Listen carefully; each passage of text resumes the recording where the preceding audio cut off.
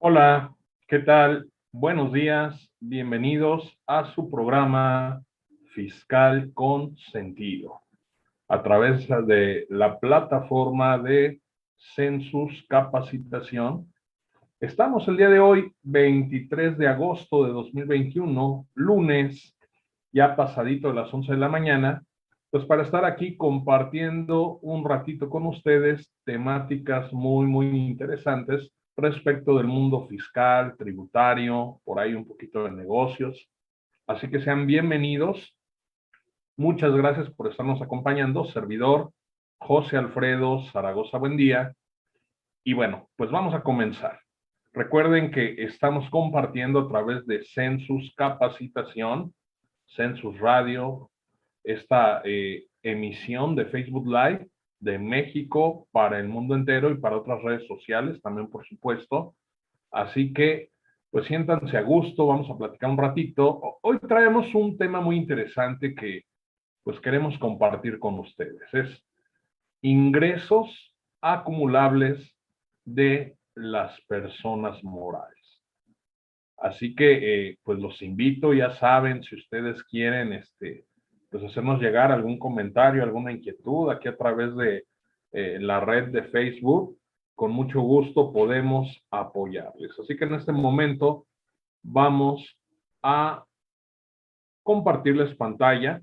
No nos vamos a enfocar sobre todo en lo que tiene que ver con la pantalla, pero sí vamos a ir agarrando ahí, desmenuzando, tomando un poquito de temática respecto a este asunto. Así que bienvenidos. Nuevamente, yo aquí voy a procurar en la medida de lo posible, luego no soy muy diestro, ir siguiendo sus comentarios a través de la emisión en vivo de Facebook Live. Bien, ya tenemos ahí la pantalla. Perfecto. Pues vamos a iniciar. Antes de entrar en materia, sí me gustaría señalar pues que dentro de la ley del impuesto sobre la renta tenemos distintos regímenes de tributación. ¿A qué se refiere un régimen? Pues a un apartado, tributación, pues nos referimos a la forma en que un contribuyente, en este caso, pues nuestro tema de hoy va a ser enfocado a personas morales, un contribuyente como tal, el cómo tiene que pagar el impuesto sobre la renta. En ese sentido, pues dentro de estos apartados, dentro de estos regímenes, la ley del impuesto sobre la renta tiene un título 2.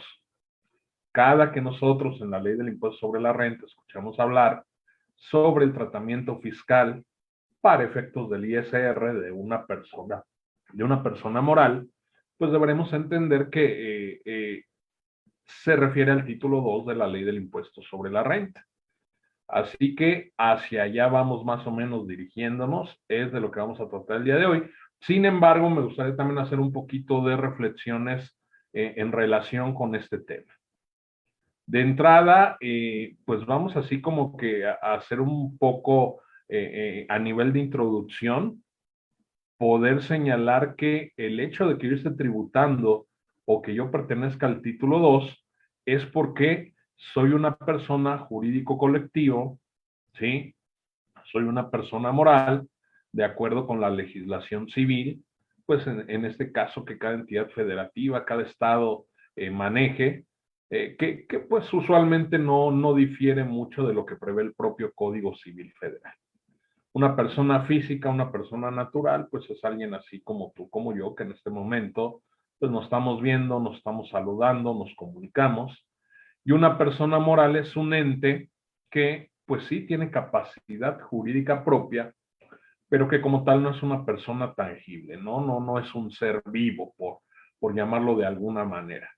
Entonces, aquí la reflexión que yo quisiera hacer, hay un título 2 y este título 2 lleva por nombre de las personas morales en lo general. Aquí sería importante señalar, tener cuidado, nótense que nunca dijimos empresas, nótese que nunca dijimos sociedades mercantiles, simplemente hablamos de personas morales en lo general. Así que sería importante pues no caer ahí ya en algún tipo de confusión. Se entiende que en el título 2, personas morales en lo general, pues van a tributar lo que señalábamos hace un momento, personas jurídico-colectivas, ¿sí? Recordemos que una persona moral puede estar conformada, puede estar constituida por la suma de varias personas físicas o por la suma de personas físicas o morales que se entiende son accionistas y que al ser accionistas, pues están aportando capital. Entonces, antes de que entremos de lleno al tema de los ingresos, vamos a hablar dos temas muy importantes el día de hoy. Vamos a hablar de qué se va a entender por ingreso para las personas morales y vamos a hablar de los momentos de acumulación del ingreso. ¿Qué es eso de momento de acumulación? Bueno, para efecto fiscal, para efecto de la ley del impuesto sobre la renta, ¿en qué momento debo reconocer el ingreso como ya obtenido? ¿Sí?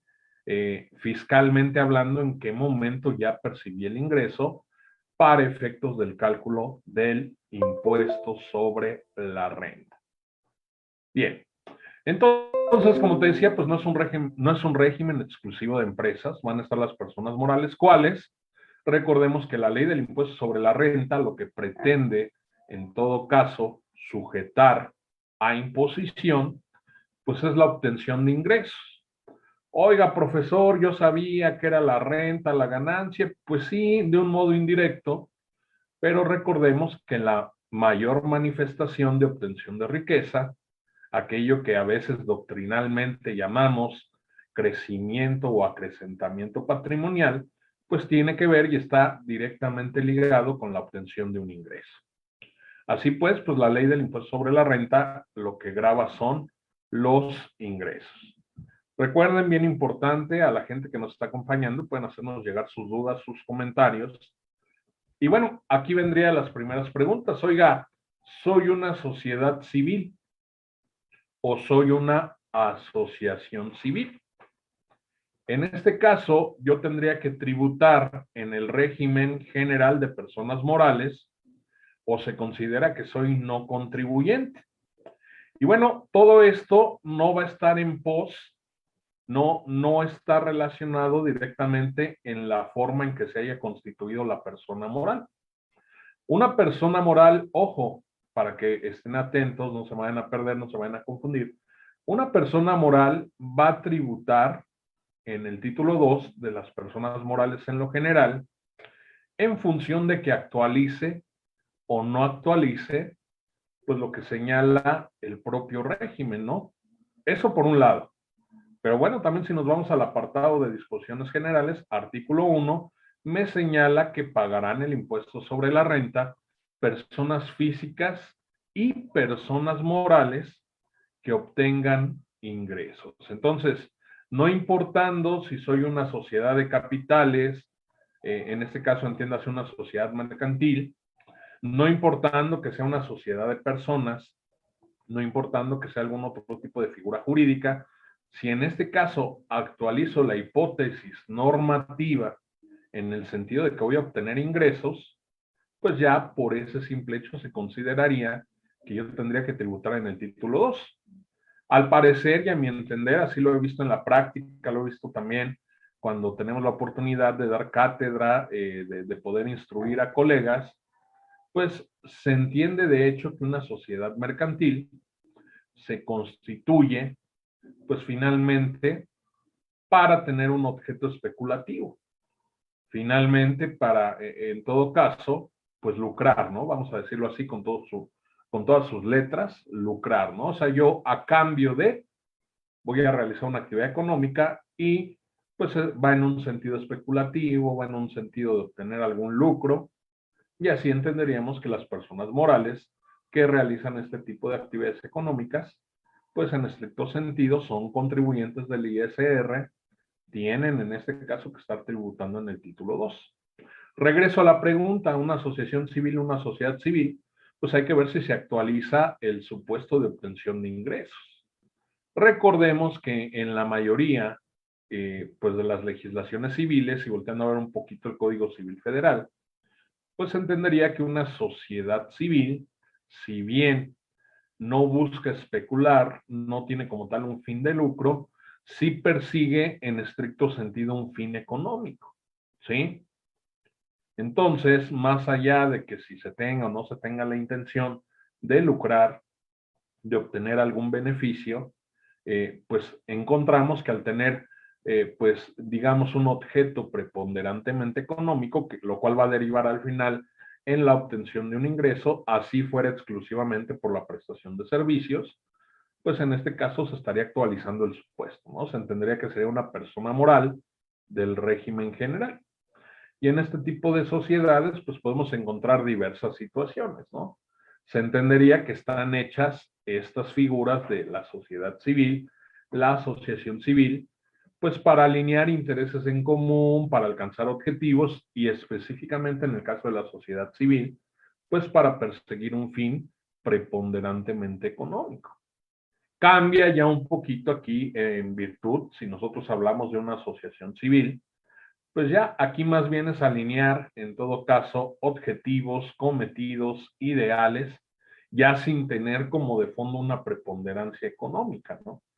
Sin embargo, no por el simple hecho de que yo constituyan una asociación civil, que a lo mejor de trasfondo no persigue o no busca como tal un lucro, no por ese simple hecho quiere decir que yo ya estoy exento de pagar impuestos sobre la renta. No por eso quiere decir que se va a considerar que soy un no contribuyente. Para eso específicamente, el título 3 de la ley del impuesto sobre la renta, pues sería el que me indica qué tipo de personas morales son las que se consideran, son las que se considera para efectos de dicha ley, que no persiguen fines lucrativos. ¿Ok?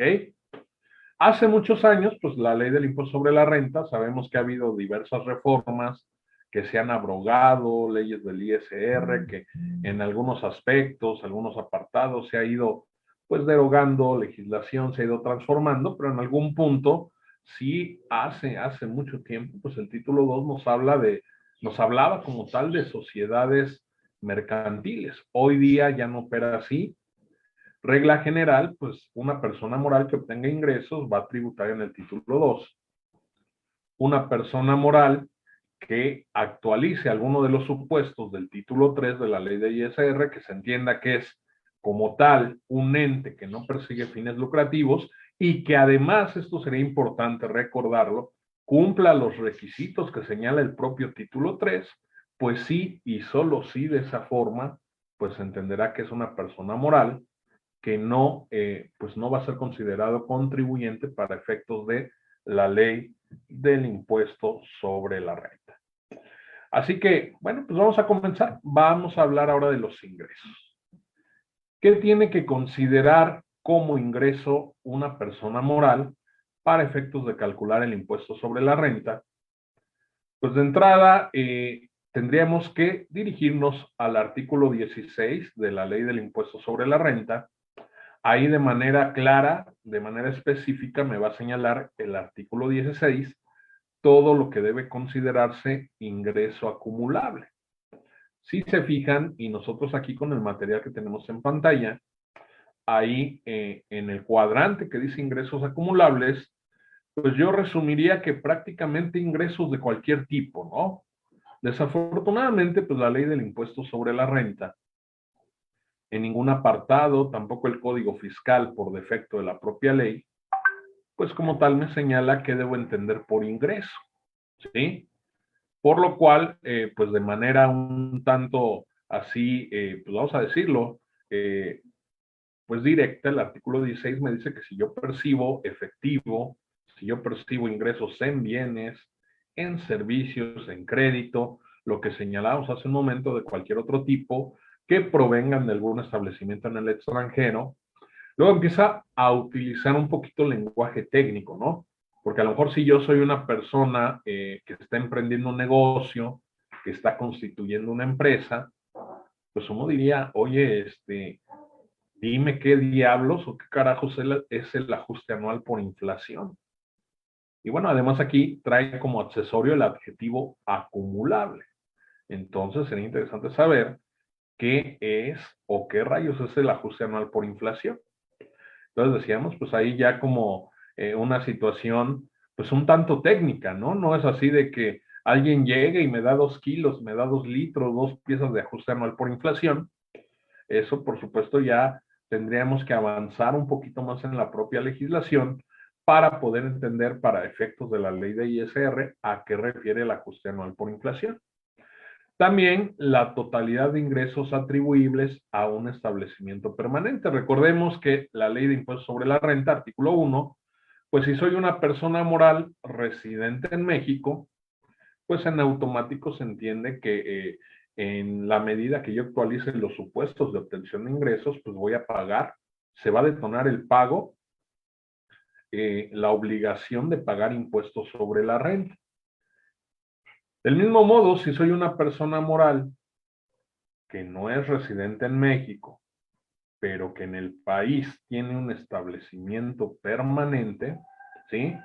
Algún tipo de establecimiento o sucursal que está obteniendo ingresos aquí en México, país, territorio nacional, pues también en estricto sentido se entendería que actualiza la obtención de ingresos y quedarían esos ingresos sujetos a imposición, que es lo que también me señala el artículo 16.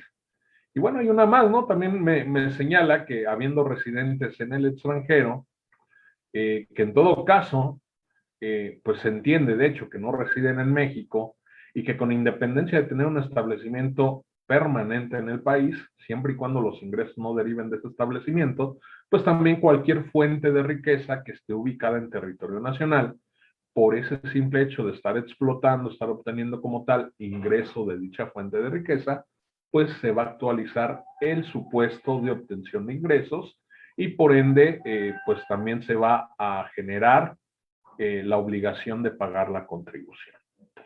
Entonces, pues eso es lo que nosotros vamos a considerar ingresos para personas morales. Insisto, la ley de ISR no me define qué es ingreso. Tendríamos que entrar aquí de lleno en un primer momento, pues a lo que empíricamente hemos aprendido de los negocios o de los comercios, en el sentido de que, bueno, un ingreso yo lo voy a obtener derivado de la actividad económica que estoy realizando. Así aplica con las personas físicas, así va a aplicar también con las personas morales. De la actividad económica que yo realice, de ese fin de lucro, ¿sí? De ese sentido especulativo, de esa actividad que yo realizo para generarme un ingreso, pues se entiende que de entrada son los que ya como tal van a estar ubicados o se van a identificar como ingresos de acuerdo al propio artículo 16. Más bien pareciera que el artículo 16 me dice las formas en que puedo percibir el ingreso. Y vuelvo a señalar, ahí lo tenemos en pantalla, cuadrante del lado izquierdo, efectivo, si yo percibo ingresos en efectivo, pues son gravables para el impuesto sobre la renta en bienes, servicios, vamos a pensar, no sé, que a lo mejor alguna operación derivada de la actividad económica del negocio, ¿sí? Alguna contraprestación como tal, pues me la van a pagar en especie. Y cuando es pago en especie, pues sabemos, nos queda claro de entrada, que no se percibe tal cual efectivo o cash, sino a lo mejor la contraparte me dice, mira, sí te voy a pagar, pero obviamente es previo acuerdo, ¿no? Obviamente esto pues ya se entiende que ambas partes están en el mismo sentido, pues te voy a pagar con un bien o te voy a pagar con la prestación de un servicio. Oye, te debo, no tengo, yo soy despacho, ¿qué te parece si te presento tu declaración anual? ¿O qué te parece si te damos alguna asesoría en algún tema que tú sea de tu interés? Bueno, ahí sería donde como tal aplicaría esto del pago en especie, ¿sí? Luego vendría el que tal vez pudiera ser la diferencia más importante en cuanto a un régimen de persona física y un régimen de personas morales. Recordemos que una persona física que realiza actividades empresariales, pues van a acumular el ingreso, lo van a considerar obtenido para efectos de calcular el impuesto hasta el momento en que la persona física efectivamente lo perciba. Situación que no ocurre en este caso con la persona moral. El artículo 16, ley del impuesto sobre la renta, de manera tajante me dice, serán ingresos aquellos que sean en crédito o a crédito, ¿sí? O sea, no interesa en qué momento se recupere. Me queda claro que también en disposiciones generales y también en la actividad empresarial, pues se dice que para la persona física son acumulables los ingresos en crédito. Nada más que más adelante ya el propio régimen, este capítulo 2, dentro del título cuarto, pues señala que los ingresos en crédito serán acumulables, pero hasta que efectivamente se cobren. Entonces ahí es como un jueguito de palabras, ¿no? Al final, aquí las personas morales, pues pudiera parecer, bueno, hoy hay un jueguito de palabras, hay alguna situación, por ahí, no sé, tal vez alguna restricción, alguna condicionante. No, de hecho, déjame decirte que cuando lleguemos al artículo 17, pues nos vamos a encontrar con que, pues independientemente de la fecha en la que en que la operación sea realizada y por realización de operaciones, volteando a ver un poquito la parte de la normatividad contable, o sea, cuando sea efectivamente percibida o efectivamente cobrada, pues entenderíamos que con los supuestos de acumulación que prevé el artículo 17, pues pareciera que con el simple devengo de la operación, pues vamos a llamarle venta u obtención de ingresos, a lo mejor aquí refiriéndonos a lo que es una prestación de servicio, con el simple devengo, pues una persona moral ya tendría que estar acumulando el ingreso. Es decir, reconocerlo como ya obtenido para efectos de calcular el impuesto, esto con independencia de en qué momento yo pueda recuperar la cuenta por cobrar. ¿Sí? Entonces, efectivo, bienes, servicio, crédito, y por si se me escapara alguno, pues de cualquier otro tipo. Estimados, llevamos ya aquí unos minutos transmitiendo con ustedes el tema de ingresos de las personas morales, título 2, ¿sí? Sería importante a la gente que nos está aquí siguiendo en vivo, si tienen alguna duda, si tienen algún comentario, pues que nos lo vayan haciendo llegar, ¿sí? Para poder, en este caso, pues interactuar un poquito más con ustedes. También a quien nos esté siguiendo, a quien nos esté viendo, pues les podemos enviar un saludo, ¿sí? Estoy teniendo un poquito de problema aquí con mi cámara. De repente noto que me congelo, pero bueno, creo que el audio todo ok. Así que, bueno, pues aquí yo sigo al pendiente. Provenientes de establecimientos en el extranjero, bueno, aunque la fuente sea de otro lugar, pues si soy una persona moral y soy residente en México, pues al igual voy a tener que considerarlo ingreso acumulable. Ajuste anual por inflación acumulable. Vamos a explicar lo que es el ajuste anual por inflación. Yo lo definiría volteando a ver un poquito lo que es eh, emparejarlo, a lo mejor en este caso, con lo que viene siendo un poquito la normatividad contable, pero vamos a tratar de explicarlo también con palabras llanas, ¿no? Con palabras muy cotidianas. Yo empezaría diciéndote que esta figura del ajuste anual por inflación, pues forma parte de lo que se le denominó en su momento, por ahí de 1986, la ampliación de la base, ¿no? No porque se incluyera, digamos, a más contribuyentes dentro de la base de potenciales pagadores de impuestos, ¿no? Así se le denominó pues a un régimen transicional donde como tal, pues se le empezó a dar efectos, se le empezó a dar efectos a los reconocimientos de la inflación en lo que es la determinación del impuesto sobre la renta. En materia contable financiera, pues sabemos que de antaño, desde que existían los principios de contabilidad, todavía no hablábamos como tal de normas de información financiera, pues ya por ahí teníamos un boletín B10 que nos hablaba de la reexpresión de estados financieros. Recordemos que en tema contable, pues la idea de aplicar cierta normatividad, cierta técnica, pues es poder producir información financiera. Esta información financiera nos va a servir para la toma de decisiones. ¿Sale? Y bueno, ahí en materia de información financiera, a la hora de tomar decisiones, pues empezó a notar, y esto es de tiempo más atrás, pues sobre todo lo que tenía que ver con costos de recuperación o costos de reposición, no sé, pensando en algún almacén, pensando en insumos, en cómo se iba encareciendo como tal la vida y en consecuencia también pues hasta llegar a un efecto propio de las actividades económicas, pues empezó a reexpresar la información financiera, ¿no? ¿Sabes qué? Pues con 100 pesos de hoy no me alcanza con lo que me alcanzaba 100 pesos de hace 10, hace 15 años, y a lo mejor la empresa o la persona moral de la cual estamos emitiendo normatividad financiera, pues las aportaciones de capital y el ciclo de vida de la empresa, pues se inició por ahí de hace 30, 40, 50 años, no lo sé. Entonces, en materia contable financiera, para emitir información para la toma de decisiones, se empezó a reexpresar, traer a pesos de hoy día o con el equivalente del poder adquisitivo de hoy día, pues como tal, la información financiera y que me siguiera siendo útil para la toma de decisiones. En estricto sentido, pues también en el año 86, que es lo que comentamos de la ampliación de la base, y que se le dé entrada al reconocimiento de efectos pues de inflación o efectos inflacionarios para efectos de lo que es la legislación, la ley del impuesto sobre la renta propiamente, pues es cuando surge lo que hace tiempo se le llamaba componente inflacionario.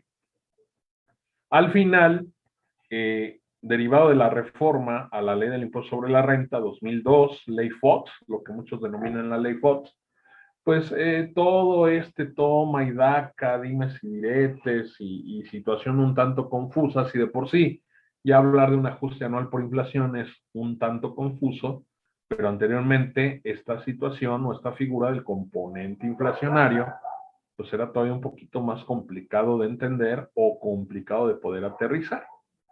Se simplifica, ¿no? Entonces, regresando y retomando, espero no haberlos perdido, pues el ajuste anual por inflación es el reconocimiento de pues lo que es la propia inflación, el propio poder adquisitivo, por llamarlo de algún modo, para efectos del cálculo del impuesto sobre la renta.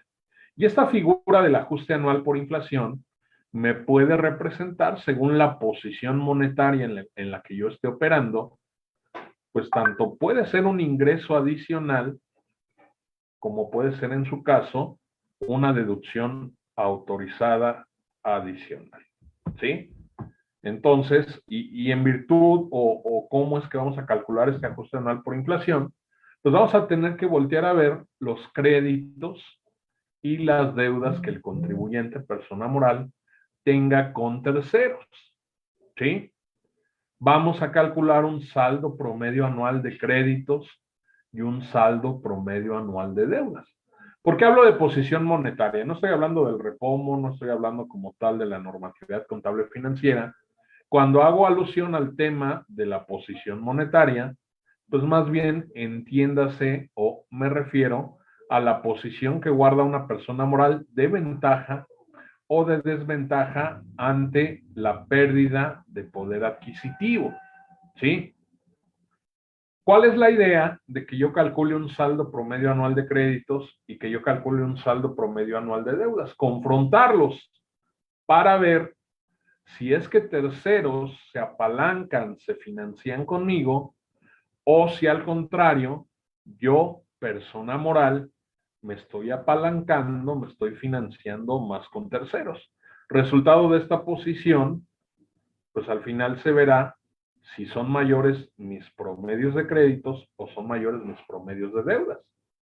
¿Qué resultaría en el caso de que sean los terceros los que se estén financiando conmigo?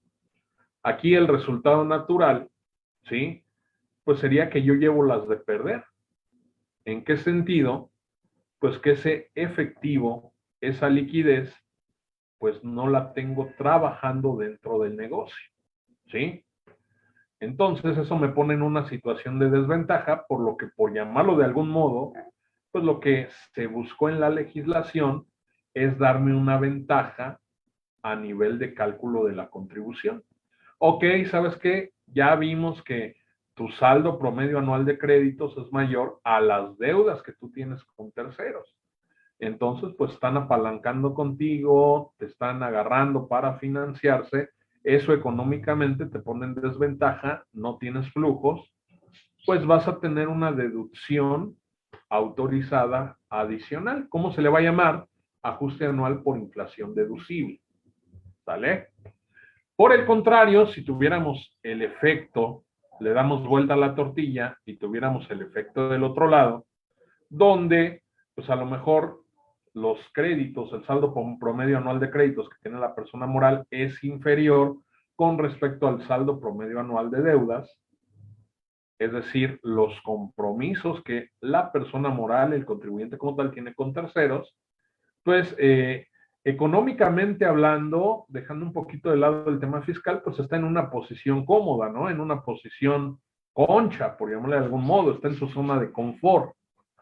En este sentido, pues lo que va a ocurrir es lo contrario, se te va a castigar o así lo prevé la ley del impuesto sobre la renta. Como te estás pasando de lanza con los terceros a quienes no les haces llegar su dinero, pues por esa pérdida que ellos tienen de poder adquisitivo y por esa situación ya, y esto va más allá de que se cobren o se carguen intereses o que haya penalizaciones, por el simple hecho de no cumplir a tiempo tus compromisos y de que pues a lo mejor económicamente, a nivel de flujos, a nivel de liquidez, tú estés holgado y le compliques la vida a terceros, bueno, el resultado será que esa pérdida de poder adquisitivo que tienen los terceros, a ti se te va a configurar como un ajuste anual por inflación acumulada.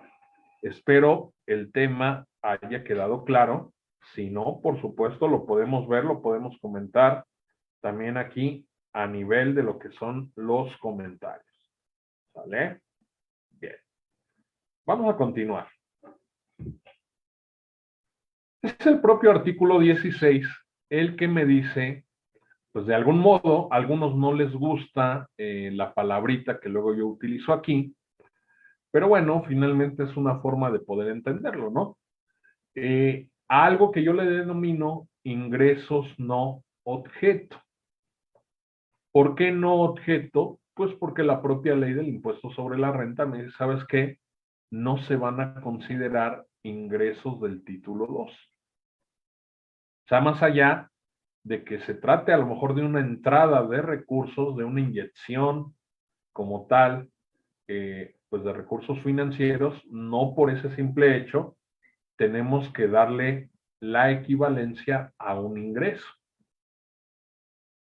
Quisiera que quedan claros dos puntos. Dijimos, vamos a entender por ingreso lo que empíricamente, lo que a través de operar o realizar un negocio, llevar ahí una microempresa, pues lo que derive de lo que viene siendo pues propiamente mi actividad económica.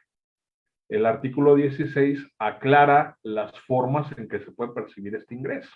En efectivo, en bienes, servicios, crédito, de cualquier otro tipo, que provengan de establecimientos en el extranjero, aquel por la pérdida de poder adquisitivo, el que te genera la pérdida de poder adquisitivo de tus acreedores, ¿sí?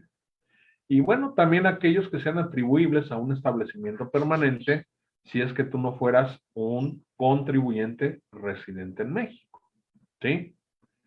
Ahora bien, el artículo 16 te señala que la simple entrada de un, pues vamos a llamarle la simple entrada de efectivo o de algo que en algún punto pudiera estar sujeto a pues no tener claro si se trata o no de un ingreso, pues el artículo 16 lo descarta. Me dice simple y sencillamente, no se consideran ingresos del título 2 los que se obtengan por, y ahí viene todo un listado también, ¿no? Para mayor precisión, mayor referencia, bueno, yo te recomiendo, sugiero que acudas directamente al artículo 16, al texto normativo de dicho artículo en la ley de ISR, pero bueno, aquí de manera un tanto digerida te los enlistamos. De entrada no se va a considerar ingreso el aumento de capital, ¿vale? Cualquier aumento de capital que efectúe, en este caso, algún socio, algún accionista, algún miembro de la persona moral, pues como tal no se va a considerar ingreso para efectos del título 2.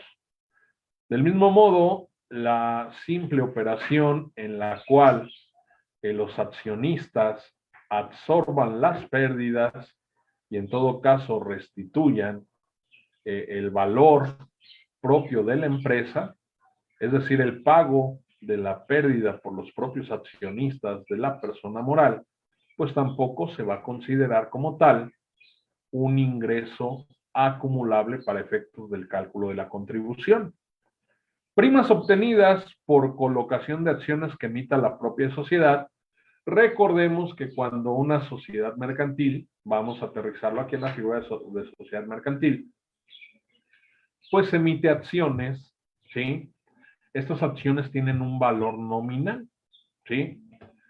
Sin embargo, y a través de la vida que tenga la empresa, el recorrido que ya lleve, pues en algún punto a lo mejor será necesario inyectarle más recursos a la empresa, pues no sé, para crecer su operación, ¿sí?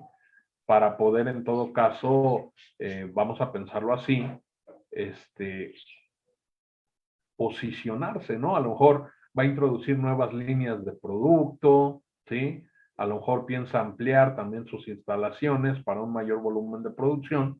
No lo sabemos, motivos pueden ser muchos, pero en algún punto se pudieran tener requerimientos, ¿ok? De pues lo que vendría siendo recursos, ¿no? Y a lo mejor pues también puede llegar un punto donde los accionistas pues ya no cuenten con los recursos suficientes o ya no tengan más a la mano para poder aportar capital. Entonces, pues usualmente lo que llegan a hacer algunas empresas para financiarse, pues es emitir más series de acciones, ¿no? Es decir, invitar a terceros para que inviertan en el negocio, para que aporten capital mediante la obtención de acciones. Y obvio es que independientemente del valor nominativo de cada acción, que dependiendo del tipo de acción, pues ya puede estar definido, pues a lo mejor si ya por la trayectoria que tiene la empresa, pues entenderíamos ya no solo por temas de pérdida de poder adquisitivo, ¿no? Sino posicionamiento en el mercado, revalorización de la marca, el simple hecho de que ellos no sean socios fundadores, por llamarle de algún modo, pues ok, mira, la acción va a tener el mismo valor nominal para todos, pero ¿sabes qué? Te vamos a tener que cargar una prima por la obtención de dicha acción, ¿sí? ¿Para qué? Pues para emparejarnos, ¿no? En todos los aspectos que comentamos. Imagínate qué padre, ¿no? Nada más veniste, llegaste, ya está servida la mesa y ya ahí están mis pesitos y pues vénganos tu reino, ¿no? Quiero participar también del negocio. Entonces, eso se entendería que es una prima por colocación de acciones, ¿vale? Y en ese sentido, si llegara a ocurrir, pues sigue una misma suerte prácticamente como el primer punto que revisamos del aumento de capital. Se entendería que también las primas obtenidas por colocación de acciones que emita la propia sociedad, pues no se van a considerar un ingreso acumulable. Tampoco la utilización del método de participación para lo que es la evaluación de las acciones, ningún tipo de revaluación de los activos de la persona moral ni de su capital, así como pues algo pues ya un tanto reciente, ¿no? Por ahí reforma 2017, lo que son apoyos económicos de sus apoyos económicos o monetarios de programas previstos en presupuestos de egresos de la federación o de las entidades federativas. Esta reforma, que data más o menos 2017, si no mal recuerdo, pues es aplicable tanto a personas morales como a personas físicas, ¿no? Obviamente, pues aquí lo tenemos de manera sintética. Habrá que cumplir los requisitos que señala el propio artículo 16 de la Ley de Impuesto sobre la Renta, como lo es el hecho de, pues, estar dirigido o tener como tal un padrón específico de contribuyentes o potenciales contribuyentes, ¿ok? Bueno, entonces lo que tenemos en el cuadrante del lado derecho, pues es lo que se puede considerar ingresos no objetos. ¿Sabes qué? No se consideran ingresos del título 2 estos que acabamos de mencionar. ¿Sale? Bien. Pues sigo aquí al pendiente. Parece que no hay mayores dudas, mayores comentarios. Recuerden a la gente que nos está siguiendo en vivo, pues si pudieran compartir este programa Fiscal Consentido de la familia Census. Si ustedes consideran que esta charla, esta conversación que hemos tenido, pues puede ser útil para alguien más, pues por favor apóyenos compartiendo la transmisión. Del mismo modo, si tú nos estás siguiendo de manera diferida, ¿sí?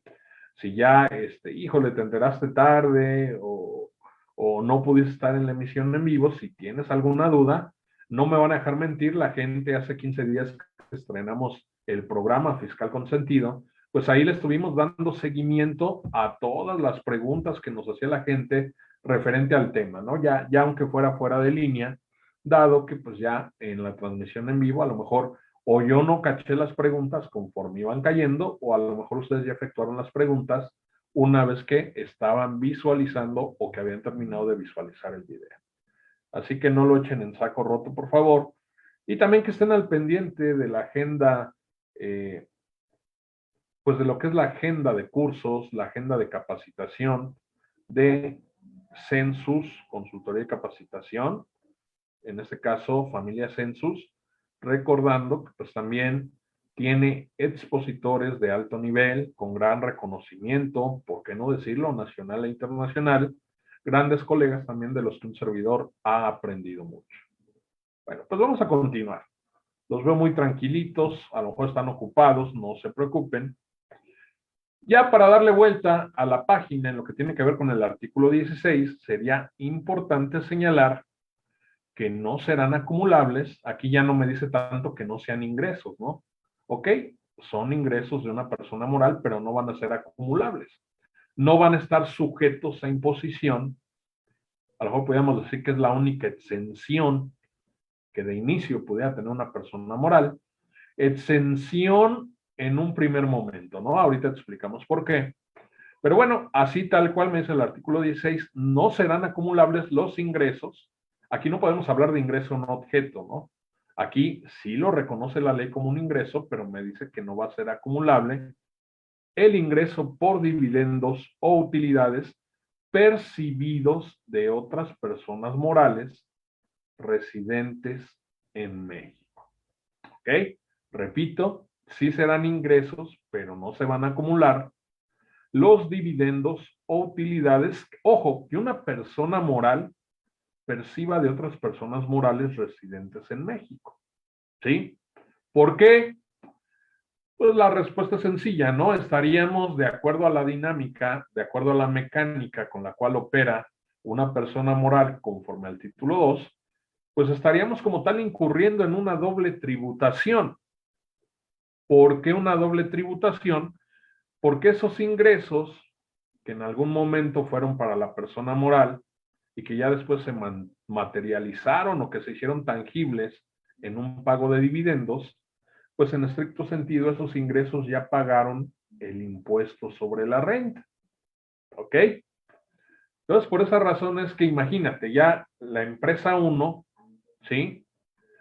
Vamos a pensar la tenedora, la de más arriba, pues ya obtuvo el ingreso, le paga dividendos. Recordemos que una persona moral, al constituirse y pensando aquí para agarrar rápido un ejemplo en una sociedad mercantil, pues puede tener como accionistas tanto personas físicas como personas morales.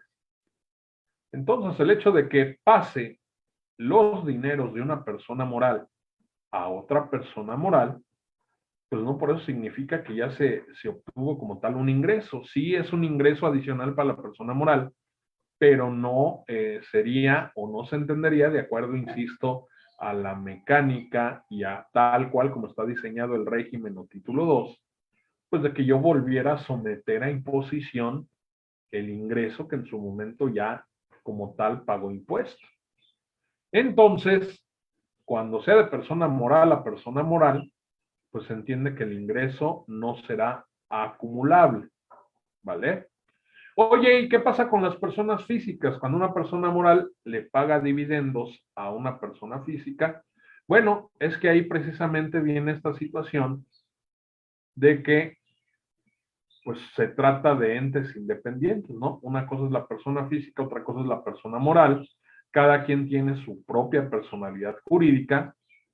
Y pues al final ahí sí estaríamos hablando de un ingreso por dividendos, ¿sí?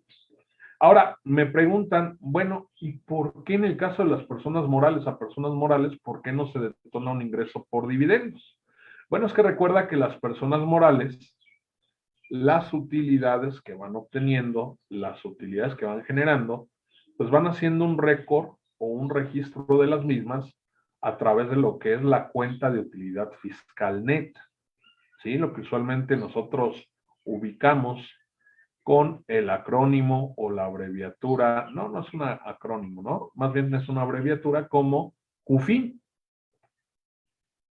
Y en la medida que llevamos ese control, ese registro de utilidades, ¿sí? Pues ya cuando ahora sí los dineros llegan a quien realmente se los puede gastar, luego me preguntan, oye, ¿y quién es quien realmente se los puede gastar? O sea, ¿una persona moral sí se los puede gastar? Pues sí, pero salvo por un tema ahí que pudiera derivar en un dividendo ficto o algo, pues es más fácil que una persona moral erogue recursos, pues en la propia actividad de la persona moral, ¿no? En sus propios fines. Ya con la persona, a ver si no me toman a mal el comentario, ya con la persona inmoral cambia las cosas, ¿no? ¿Quién es la persona inmoral?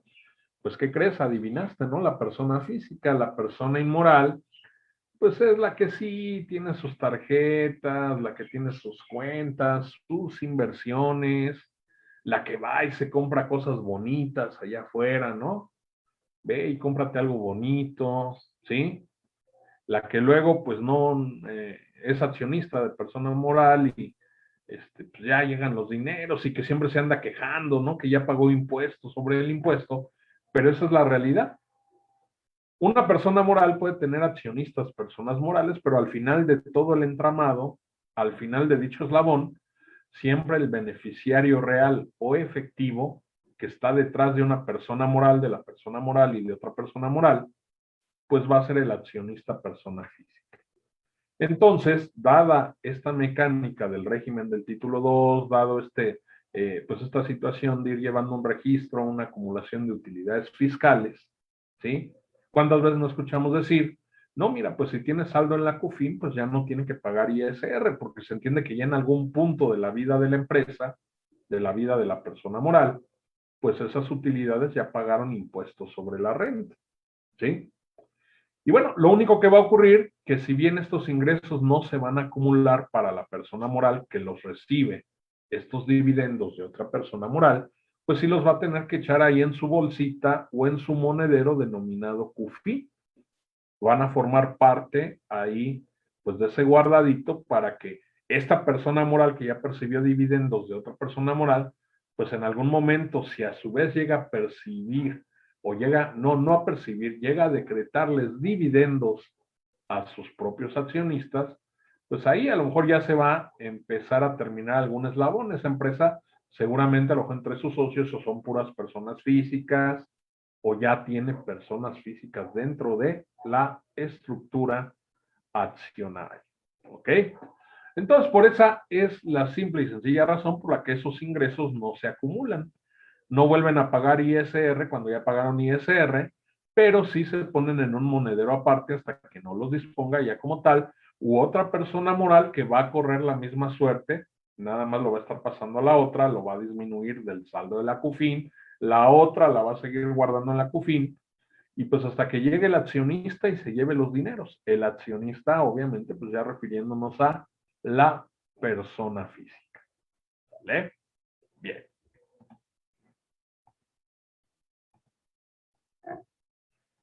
Ahora vamos a detenernos en el artículo 17, ya casi para pues terminar nuestra sesión del día de hoy. Ya vimos las formas de ingreso, qué tipo de ingresos se deben acumular, ya nos quedó claro que hasta de cualquier otro tipo, ¿sí? Ya vimos qué ingresos no son objeto o que no debe considerarse ingresos para efecto del título 2. Y ya vimos también, pues, un tipo de ingreso que no se va a considerar acumulable para la persona moral, que es el pago de dividendos o distribución de utilidades de otras personas morales que sean residentes en México. Ahora que ya sabemos y conocemos los ingresos, pues tenemos que saber en qué momento se van a considerar obtenidos para efecto de calcular el impuesto sobre la renta. Y a eso refiere cada que tú escuches que en un curso, que algún colega, algún maestro hable del momento de acumulación de ingresos, verás, a mí me gusta mucho traerlo a palabras muy sencillas porque yo cuando estaba estudiando, había muchos términos que, o porque yo era muy disperso, tenía déficit de atención, o a lo mejor no le daba la importancia a la escuela, al día de hoy me sigo preguntando, pues, qué sería ese asunto por ahí que me ocurría. Pues yo ya que ajuste anual, componente inflacionario, y que ve 10 y que ve el otro, y que ve esto, y que ve aquello, y yo no entendía nada, ¿no? Entonces, hay una mística, una situación que yo siempre tengo al estar instruyendo. Así se trata de capacitación empresarial, se trata de capacitación en compañía, en empresa o inclusive a nivel de capacitadora. Pues por eso es que, y luego hasta acabo corriendo, ¿no? Al final de los cursos, híjole, se me está acabando el tiempo, pero es porque me gusta que quede claro, que quede entendible, que cualquier persona, y eso creo que al final forma parte de la difusión de la cultura fiscal, pues pueda de una manera muy llana, de una manera muy sencilla, saber a qué nos referimos.